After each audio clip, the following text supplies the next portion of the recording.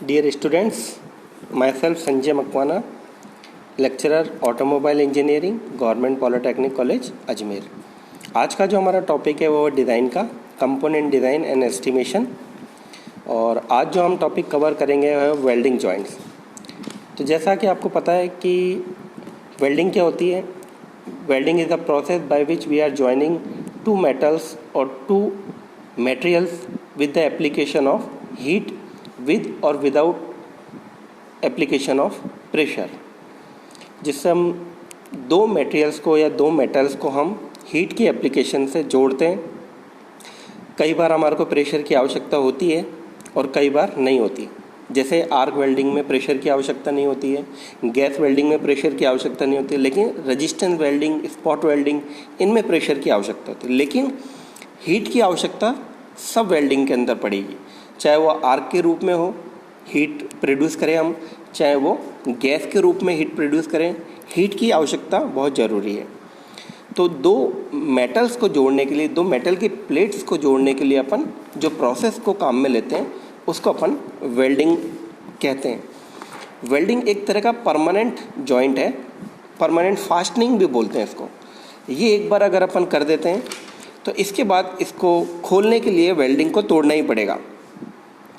तो वेल्डिंग एक तरह का परमानेंट फास्टनिंग है जो हम वहाँ लगाते हैं जहाँ पर कोई ट्रसेज है, स्ट्रक्चर है, ब्रिज है, इस तरीके से रेलवे के वैगन्स हैं, वहाँ पर अपन वेल्डिंग का इस्तेमाल करते हैं। आज जो हम टॉपिक डिज़ाइन में के पॉइंट ऑफ व्यू से कवर करेंगे वो है इनकी जो जॉइंट्स हैं उनकी स्ट्रेंथ निकालना। तो बेसिकली जो स्टूडेंट्स आपके कोर्स में जो जॉइंट्स हैं वो है, एक तो है बट जॉइंट और दूसरा है लैप जॉइंट। सबसे पहले आज अपन जो बात करेंगे वो है लैप जॉइंट की। तो लैप जॉइंट जो होता है वो ओवरलैपिंग जॉइंट बोलते हैं। जैसे एक प्लेट के ऊपर दूसरी प्लेट अगर अपन रख दें तो उसको अपन ओवरलैपिंग बोलते हैं। जब अपन एक प्लेट को दूसरे प्लेट के ऊपर रखते हैं तो इस कंडीशन में हमारे पास दो तरीके से वेल्ड कर सकते हैं, एक ऊपर की तरफ और एक नीचे की तरफ, राइट। अगर हम एक ही तरफ करते हैं तो उसको अपन बोलते हैं सिंगल वेल्ड, और अगर अपन दोनों तरफ करते हैं तो उसको बोलते हैं हम डबल वेल्डिंग।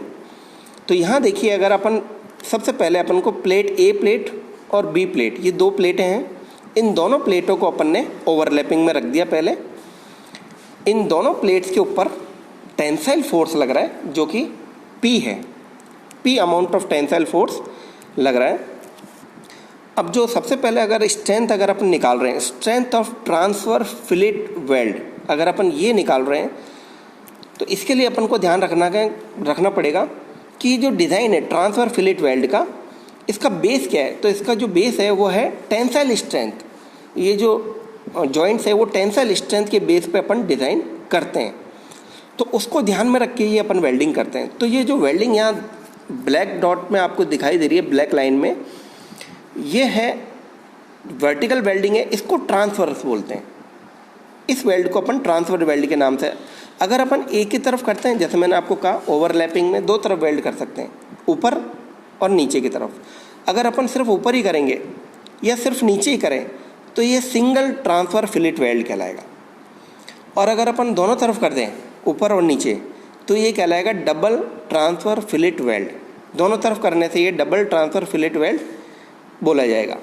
लेकिन इनको अपन डिज़ाइन पॉइंट ऑफ व्यू से समझे तो इनको अलग अलग अपन इसको इसकी जो न्यूमेरिकल है, इसका जो अपन को डाटा निकालना है वो अलग अलग करके निकालना है। तो सबसे पहले अपन सिंगल ट्रांसफर फिलेट वेल्ड को मान के चलते हैं। एक ही तरफ अपन ने वेल्डिंग कर रखी है, ऊपर की तरफ P अमाउंट ऑफ लोड लग रहा है, टेंसाइल लोड। L जो है वेल्ड की लेंथ है। और दूसरे देखो यहाँ पर दो जो है आपको व्यू दिख रहे हैं, एक दिख रहा है अपना टॉप व्यू प्लान जिसको बोल सकते हैं अपन, और दूसरा है एलिवेशन। तो ये जो एलिवेशन दिख रहा है यहाँ पर अपन देख सकते हैं कि प्लेट की थिकनेस भी दे रखी है, वो S से शो कर रखी है यहाँ पे। और दूसरा जो है यहाँ आप देख सकते हैं जो ये ट्रायंगल टाइप बना हुआ है, इसमें भी S लगा वेल्डिंग की जो है, तो इसको अपन लैग बोलते हैं, ये लैग कहलाता है, राइट। तो इसमें थिकनेस हो गई प्लेट की, लैग हो गया, और P amount of tensile force लग रहा है। और ऊपर टॉप व्यू में देखें अपन तो ये लेंथ नज़र आ रही है वेल्डिंग की, और ये सिंगल है। और अगर अपन वर्टिकल वेल्डिंग करते हैं तो इसको अपन बोलते हैं ट्रांसफर वेल्ड, वर्टिकल वेल्डिंग को। और हॉरिजॉन्टल करेंगे तो उसको अपन पैरेलल से बोलेंगे, पैरेलल उसको नाम दिया गया है। फिलिट का मतलब होता है कि जब ट्रायंगल बनता है, जब अपन वेल्डिंग करते हैं और वेल्डिंग के एंड के अंदर ट्रायंगल बनता है तो उसको अपन फिलिट बोलते हैं। तो जब भी नाम आए फिलिट, इसका मतलब आप समझ जाइएगा कि वो ट्रायंगल वाला वेल्ड है और उसकी जो कैलकुलेशन है वो इसी हिसाब से होगी जिस हिसाब से मैं बताने वाला हूँ। तो सबसे इम्पॉर्टेंट जो इसमें है वो strength of transfer fillet weld are design on the basis of tensile strength. ये स्टूडेंट्स आप ध्यान रखिएगा कि टेंसाइल स्ट्रेंथ पे अपन डिज़ाइन करते हैं फिलिट वेल्ड्स को, राइट। तो अब आप देखिए कि यहाँ पर अब इसके लिए जहाँ ये ट्रायंगल बना हुआ है इसको अपन एनलार्ज व्यू में यहाँ देखते हैं कि ये देखिए यहाँ पर आप देख सकते हैं कि एनलार्ज व्यू जो है, यहाँ पर आप इसको देख सकते हैं। ये देखिए ये एनलार्ज व्यू है। यहाँ इसको समझते हैं अपन पहले। तो यहाँ आप देख सकते हैं कि एक ट्रायंगल बना हुआ है। इसी ट्रायंगल को, ये ट्रायंगल वेल्डिंग से ही बनता है और इस ट्रायंगल को ही फिलिट बोलते हैं। जिसमें ट्रायंगल बनता है, जिसमें ट्रायंगल का निर्माण होता है जिस वेल्ड के अंदर, उसी को फिलिट बोलते हैं अपन। तो यहाँ देखिए आप ABC, ये 3 ट्रायंगल बना है जिसको अपन ने पॉइंट्स के नाम दिए ABC, और एक एंगल है 45 डिग्री का, वो C पर है। AB जो है, ये AB जो है साइड, इसको अपन बोलते हैं साइज ऑफ वेल्ड। ये साइज ऑफ वेल्ड है, इसलिए S से अपन डिनोट कर रहे हैं। और दूसरा S जो है यहाँ पर आप देख रखे हैं, जो प्लेट की थिकनेस जैसे बता रखा है, इसको अपन बोलते हैं थिकनेस ऑफ प्लेट, राइट। और दूसरा जो दे रखा है यहाँ पर, वो आप देख सकते हैं कि B से D पर हमने एक परपेंडिकुलर ड्रॉप किया है डॉटेड फॉर्म में, डॉटेड लाइन बना रखी है रेड कलर की। ये जो परपेंडिकुलर है, इससे एक एरिया फॉर्म हुआ जिसको अपन बोलते हैं थ्रॉट, और उसको, उसकी जो डिस्टेंस है उसको अपन ने लिखा है T। तो ये जो T है, कुल मिला के ये जो ट्रायंगल है, इसकी कैलकुलेशन अपन इसलिए कर रहे हैं कि जब टेंसाइल फोर्स लगेगा प्लेट के ऊपर तो जो स्ट्रेसेस आएंगी वो आएंगी इस वेल्डिंग वाले पोर्शन पे। ये वेल्डिंग ही है जो इन दोनों प्लेट्स को जोड़ के रखेगा। तो जो स्ट्रेस आएंगी वो इस वेल्डिंग पे ही आएंगी, और इस वेल्डिंग पे जो स्ट्रेस आएंगी तो हमें कैलकुलेशन वेल्डिंग की ही करनी है कि कौन सा जो एरिया है इस वेल्डिंग के क्रॉस सेक्शन का जहाँ पर एरिया सबसे कम है। क्योंकि उससे क्या होगा कि जहाँ एरिया कम है वहाँ पर जो स्ट्रेस है वो मैक्सिमम होगी। अब देख सकते हैं आप यहाँ पर कि यहाँ जो स्ट्रेस है, ये देखिए ये जो एरिया बता रहे हैं, ये एरिया यहाँ स्ट्रेस सबसे कम होगा। ये जो B और D का ये जो एरिया है, यहाँ स्ट्रेस सबसे कम होगा। तो जहाँ स्ट्रेस सबसे कम होगा वहाँ पर फेलियर के चांसेस जो हैं वो ज़्यादा हो जाएंगे, राइट। तो हमको उसको ध्यान में रख के ही डिज़ाइन करना है, उसको मजबूती को ध्यान में रख के हमको डिज़ाइन करना है। तो हमें इस पूरे ट्रायंगल के अंदर, फिलिट के अंदर, वो एरिया निकालना है जो मिनिमम हो। Got my point? जो मिनिमम हो। तो मिनिमम का जो एरिया है वो ये थ्रॉट का होगा जो B और D के बीच का है। ये मिनिमम एरिया है जो थ्रॉट का होगा। और यहाँ पर जो स्ट्रेसेस है, आप देख सकते हैं यहाँ पर, यहाँ जो स्ट्रेसेस हैं वो मैक्सिमम होगी। ये देखिए ये एरिया है वो, यहाँ पर ये जो एरिया है ये मिनिमम एरिया है जिसको अपन थ्रॉट बोलते हैं। और ये थ्रॉट का जो एरिया, यहाँ स्ट्रेस जो है मैक्सिमम होगी। हमको सारे एरिया देखने हैं। जैसे AB का एरिया देखा हमने, वो ज़्यादा था। BC का देखा, वो ज़्यादा था। AC तो और भी ज़्यादा है।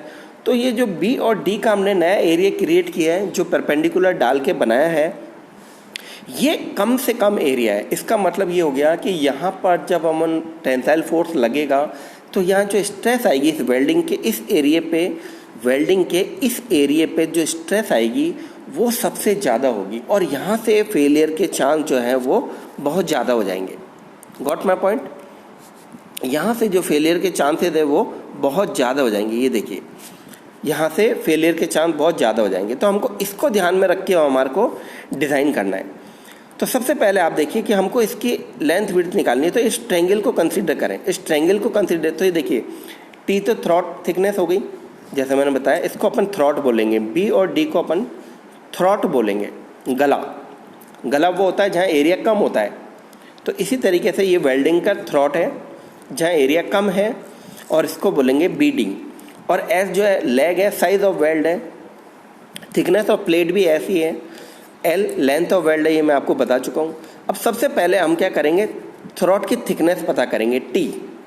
तो टी के लिए अपन ये ट्रायंगल कंसिडर करेंगे बी डी वाला या बी सी डी वाला अपन ट्रायंगल कंसिडर करेंगे। तो अगर बी डी टी है और एंगल जो बन रहा है वो सी पे बन रहा है 45 डिग्री का, तो हम ये कह सकते हैं कि बी डी जो है वो टी साइन सॉरी एस, क्योंकि अगर ये नीचे वाला जो पोर्शन है हमारा बी सी वो एस है, तो अपन कह सकते हैं कि टी जो है थ्रॉट वो है एस साइन थीटा, और थीटा की जो वैल्यू है 45 डिग्री। इसी तरीके से अगर अपन देखें कि डी सी के लिए निकालें तो डी सी हो जाएगा हमारा S cos of theta, right. लेकिन हमें अभी सिर्फ बी डी की वैल्यू निकालनी है क्योंकि हमको एरिया वो वाला चाहिए, तो हम यहाँ लिखेंगे S sine of theta that is 45 degree. तो देखिए यहाँ पर t is equal to S sine 45, sine 45 की वैल्यू निकाला हमने तो 0.707 हो गया, s अपनी जगह पे है। अब यहाँ एरिया क्या हुआ, तो एरिया के लिए आप देखेंगे कि ये जो है बी डी, इसका क्रॉस सेक्शनल एरिया उसी के ऊपर स्ट्रेसेस आएंगी, तो वो एरिया है टी इंटू एल पूरी लेंथ वाइज।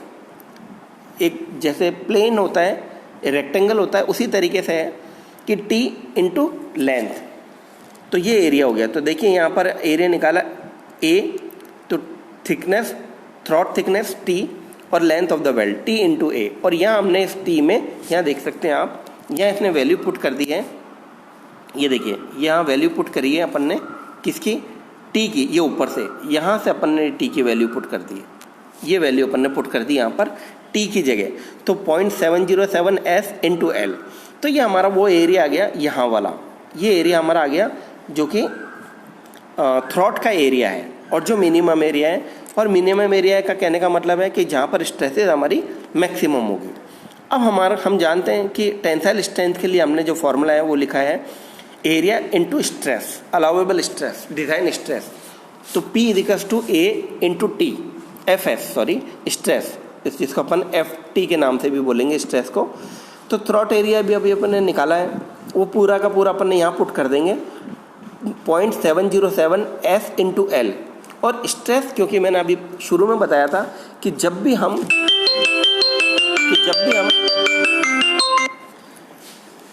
हम ट्रांसफर वेल्ड डिज़ाइन करेंगे तो जो डिज़ाइन का क्राइटेरिया है वो टेंसाइल स्ट्रेंथ रहेगा। तो यहाँ पर जो स्ट्रेस है वो आएगी टेंसाइल स्ट्रेंथ।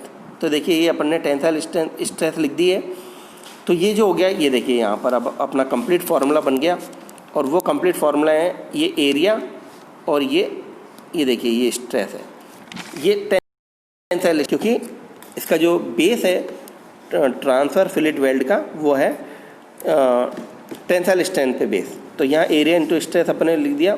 तो ये जो अपना पूरा फार्मूला है P equals to 0.707 S into L into sigma T, ये सिंगल वाले के लिए है। जो एक ही तरफ अपन अगर ट्रांसफर वेल्ड करते हैं, जैसे मैंने आपको शुरू में बताया था कि वेल्डिंग अपन दोनों तरफ कर सकते हैं, ऊपर की तरफ और नीचे की तरफ। तो अगर अपन एक ही तरफ करते हैं तो अपन एक ही एरिया लेंगे, एक ही तरफ के फिलेट का एरिया लेंगे, और अगर अपन दोनों तरफ करते हैं ऊपर और नीचे तो ये एरिया डबल हो जाएगा, जैसा कि यहाँ दिखाया गया है। ये देख सकते हैं यहाँ पर ये देखिए आप, ये जो एरिया है ये डबल के लिए है, यहाँ आप देख सकते हैं इसको क्लियरली, ये डबल के लिए एरिया है। ऊपर जो था ये सिंगल के लिए है, और ये वाला जो है वो डबल के लिए 2 इंटू, यहाँ जो एरिया है वो डबल हो जाएगा 2 into 0.707 into S into L into sigma T. तो इसको 0.707 को अपन 2 से मल्टीप्लाइड करेंगे तो 1.414 हमारा आ जाएगा, into S is weld size into length of weld into tensile stress, right.